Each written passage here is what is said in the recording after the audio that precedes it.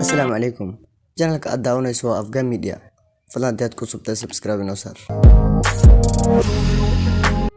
gabadhu markay ku jeceshahay way faraxsan tahay wayna kugu faantaa markay ay kula hadlaysana way dareenta farxad aan la qiyaasi karin waxay la saaxiibtaa asxaabtaada iyo qaraabadaada waxay kula jeclaataa waxa aad jeceshahay noloshaada oo dhan waxay ka dhigtaa mid adiga ku ganacsan dib uma aragto qallaadka aad ka gashid way ku afsaa kahor intaadan raali gelin waxay kaa doonaysaa jecel la mid ah kan iyada ay ku hayso waxay diidaa inay hiri la yeelato wiilasha kale adiga ayay nafteeda kuu koobtaa wax haddaad siiso ama haddaadan siin taajir haddii aad tahay kalama jecla waayo danta ay ka leedahay waa mustaqbal ee maahan xaaladda aad ku jirtid gabadha jeelka kuu muujisay waqtigeedana ay kugu bixisay misana kaaga soo go'day ragga oo dhan haddana aaminsan inaad tahay ninka keli ee ay jeceshahay ka waran haddii aad idlayso ama uga tagto meel idle ah raggii hore ee dadtaada u diideen ay ku qoslaan oo ay ku dhahaan aaway ninkii aad sheegi jirtay waxay samayn kartaa oo keliya inay iiso sida aysan nin kale heli doonin way maalin kasta ilmayso maxaa yeelay way ku jecleed adna waad qalbi jebisay ogow ma ahan inaad iisho oo ay ka shalayso sababtii ay kuu jeclaatay fadlan u fuli balantii aad ka qaaday